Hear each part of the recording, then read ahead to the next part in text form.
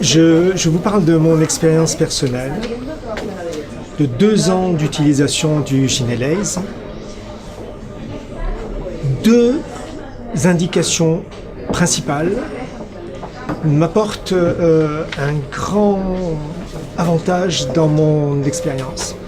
La première de ces indications, c'est le traitement des troubles occasionnés par l'atrophie vulvo-vaginale, principalement dans la ménopause, et après des traitements anti-hormonaux subis par des patientes qui ont eu des cancers du sein.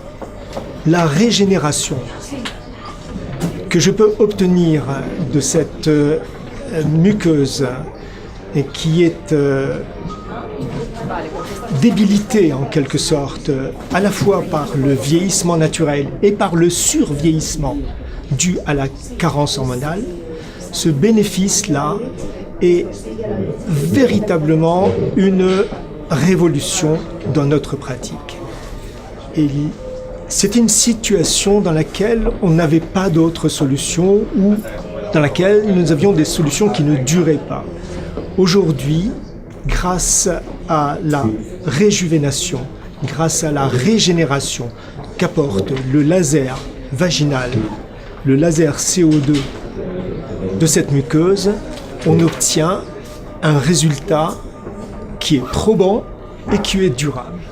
La deuxième des indications que j'ai dans mon cabinet, c'est celle du traitement de l'incontinence urinaire, d'effort principalement, quand elle est minime ou modérée.